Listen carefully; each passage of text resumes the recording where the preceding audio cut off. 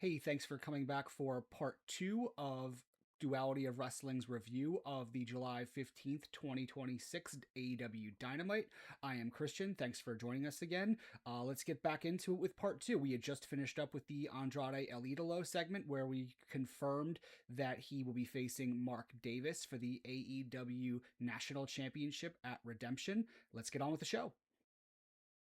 We get a video package of Kenny's win, and that leads us into the Kenny Omega title celebration segment. As we all expected, this is mostly a means to get Will Ospreay out there to talk about the All In match. Before that happens, though, the Bucks come out and present Kenny with the OG AEW Championship to replace the one he won from Maxwell Jacob Friedman, which is the Big Burberry belt or the Triple B. So Kenny now has the OG AEW World Title. The BBB has been retired at least until MJF comes back and goes back after it. But I like that. That's a really good small piece of. But I like that. It's a really good small piece of storytelling to continue. It wouldn't make sense for Kenny to want to keep Max's belt. It wasn't something that we addressed when Darby won the championship from him, but I'm glad we're doing it now that Kenny has won it. As I mentioned, as expected, Will Ospreay comes out. We basically get a face versus face promo praising Kenny and then hyping up their match at All In. This leads us to, of all people, Kevin Knight interrupting and reminding all of us that he is owed a match for the AEW World Championship based on his participation in the Death's Door cage match at Forbidden Door, promised to him by both MJF and the Don Callis family agreement of, I guess, when he joined the family. Kenny clarified that he doesn't owe Kevin Knight anything because MJF's promises are not Kenny's promises. And that's a very good piece of logic that I'm glad they talked about because, yes, we've established in story that Kevin Knight is owed, a world championship match, but he is not owed that by Kenny Omega. Nothing about the participation of Kevin Knight in the Death's Door match impacted Kenny Omega in the slightest, so Kenny is clearly under no obligation to give Kevin Knight anything. But then that said, we get a pretty good promo from Kenny talking about trying to see the person that Kevin Knight still is inside, that Kenny saw greatness in him when he first saw him, that he had it, that he could jump higher than anybody else, was faster than anybody else, that he just had the it factor, and that Kenny believes he is a good guy despite Don Callis, being in his ear, having kind of brainwashed him. The response that you get from Kevin Knight is very good. He actually says, "There's no goodness left in my heart, only greatness," and then jacks Kenny up with the mic, which leads to Will Ospreay running off Knight. Then when Knight goes outside, Darby Allin comes down and go after Knight himself, only for Brian Cage and the rest of the Don Callis family to come out, nearly overwhelm the baby faces here. But then we cue the Death Riders music, and they come out to sort of show the intimidation factor and make sure the faces don't get overrun. And while I know Will's a Death Rider, and that's why that would make sense here, man, the Death Riders really are straddling the line as tweeners right now. They're everywhere, but they're very dedicated to making sure these guys are not aligned with any one side or the other. And I actually think that works really well for the Death Riders as a group. And it certainly works really well for Moxley, as we see in promos to come. Following that, we get a backstage segment with Jack Perry talking about beginning Chapter 2. Chapter 1 was him winning a couple titles, re-signing with AEW, having the whole scapegoat thing come about, joining the Elite, all of that. Chapter 2 is starting now that he is re-signed. He issues an open challenge to potential breakthrough wrestlers who want to make a name for themselves at Collision. We see towards the end of the show via a graphic announcement that this open challenge has been answered by Nick Wayne. So we will get Jack Perry versus Nick Wayne at Collision. That should be a really fun match from an in-ring standpoint. I really like heel Nick Wayne, even if he's as young as he is. I think he just turned 21. Guy is a great in-ring talent and is a natural heel. Should be a really fun match to watch. Brings us to our next match, which is basically just a squash with Brodito facing Aaron Solo and Nick Camarado, the former members of the Nightmare Factory, and then eventually just the Factory. Blah, there's really not much to discuss here. It was just a glorified squash. Brodito get the win with the frog splash. We then cut to a Kyle Fletcher and Don Callis interview backstage where Bandito hands Kyle Fletcher one of the most wanted posters that dropped from the ceiling during Brodito's entrance. And that plants us for some seeds for what happened later on.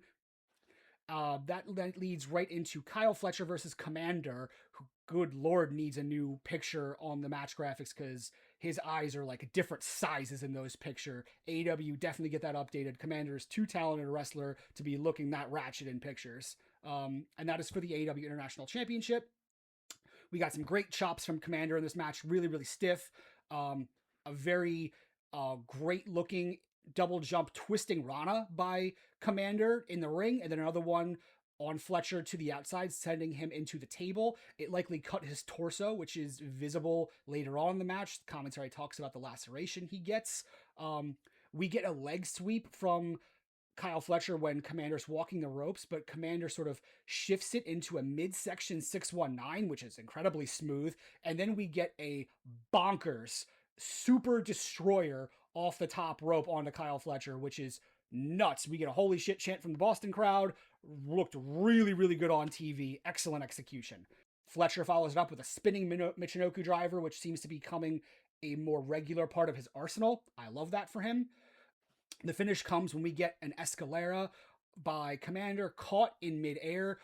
Fletcher is able to twist the body weight around and use the leverage to shift it into the sheer drop brainbuster to get the clean victory and retain that AEW International Championship. Nobody thought he was losing that. It was newly won, but this is a great, great match. Definitely don't let this one slip you by if you happen to miss Dynamite. A really good watch. Post-match, Fletty looks to take off of Commander's mask because, of course, he's a heel. He's facing a face luchador. That's how this just goes, apparently. Following that, Takeshita comes out for a brawl to make the save for Bandito. And once Takeshita ends up getting the upper hand, we get Okada coming out to hit a Rainmaker on him. But then we flash forward to Fletcher trying to pick up his international championship. Okada does the same, and we get a brief, not tug of war with the belt, but a brief like, WTF you doing, bro, look between the two. And this means now, obviously, we are moving in the territory of the three-way that we've all speculated for All In, which is likely to be Okada, Takeshita, Fletcher, triple threat match or three-way match, elimination match, however we're going to do it for that international championship. And that is going to be an absolute delight for both the Wembley crowd and all of us watching on pay-per-view. Cannot wait to check that out. Brodito come out and then also clear the ring of Proto-Kata just after that awkwardness. And that leads us into the eventual match that's announced later, which is Kyle Fletcher announcing in a backstage segment that he wants to face Bandito at the pay-per-view for his international championship. Well, Okada is in the background of that promo and kind of like side-eyes him half the time, especially when Fletcher says he's going to be the greatest international champion of all time. Again, we're slowly building that up to where there's tension, and that's going to hopefully lead to a Fletty face turn at some point. We can only hope. We get a Renee interview backstage with Kenny. Darby interrupts almost immediately to say that we need to stop looking for the good in people and focusing on Kevin Knight, and then saying that Kevin Knight needs to be physically humbled. And that means Darby Allin versus Kevin Knight is confirmed for the TNT Championship next week on Dynamite. I'm very surprised they're going that route on a Dynamite. I truthfully thought we were going to get that match at All In, but this may be the preliminary match because I still think we end up with a coffin match between the two at that show. So this might be getting sort of the preliminary straight up singles title match out of the way first, which would make sense. I'm still surprised they're only doing it with a week between builds. So like from now we're getting Knight's challenge tonight that's accepted. So it's going to be Kevin Knight versus Kenny Omega at Redemption for the AEW World Championship. The week before that, we're doing Kevin Knight versus Darby Allin. It just, for the TNT Championship, it just seems a little bit compressed.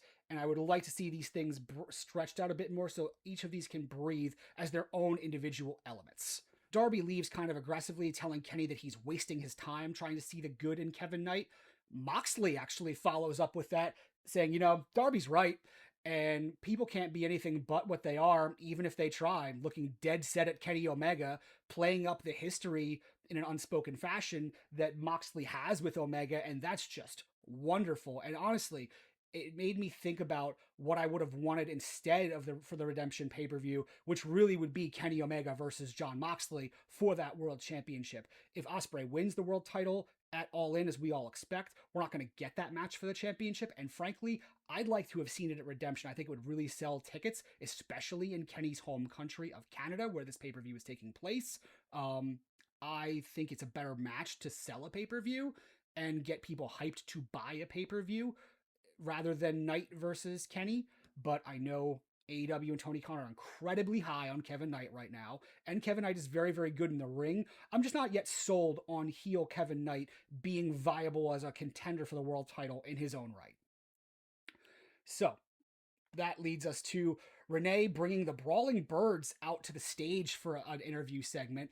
The Birds are basically laying the groundwork to challenge the Divine Dominion at All In, which I've speculated for quite some time, and seems like the obvious vehicle to move the tag titles to the next contenders and give the hometown girls a win. It seemed odd that at the end of this segment they just left to, quote, go get pissed, in Jamie Hayter's words, obviously just to go continue drinking, which kind of makes me worry they're just coming off a little bit as Lady the Bar at this point. They're both better than that, so I would have liked to see differently and still get Hayter out of the 70s gear. I can't beg enough. Get her out of that. I cannot stand it. Then we move on to a vignette of Jericho backstage in a pre-tape, issuing a challenge for Ciampa at Redemption, telling Ciampa to bring the pain because I'm bringing the Painmaker. The reveal is he's got the Painmaker gear on and face paint on. Cool, great. I don't think any of us really give a shit about Painmaker at this point. I don't love that this is the direction we've gone in. I would have frankly rather have seen them go Lionheart Jericho or really any other variant of Jericho at this point rather than Painmaker. But this is what we're doing. Hopefully, it can at least be somewhat entertaining. I'm not enthused to see the Painmaker make a return, especially on pay-per-view. Don't love it. Ciampa deserves a little bit better than that at this stage with what he's been doing this year. But yeah, so now we have that locked in for Redemption. But Ciampa, when accepting that challenge, also notes that they're in Boston for one more night discussing Collision, and that means Ciampa is issuing an open challenge for anybody who wants to test their mettle against the Psycho Killer. So we don't know who Ciampa will be facing on Collision as yet.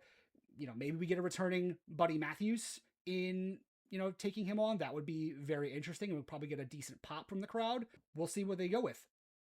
Next match, we have Darby Allin versus Brian Cage, and this was nuts. Absolutely nuts, and it was such a wild, wild watch. The commentary team did a good job in this match acknowledging the history between these two competitors, dating all the way back to Daly's Place in the Team Taz days where they had beef with Darby Allin, and specifically Cage and Darby beefed a good bit.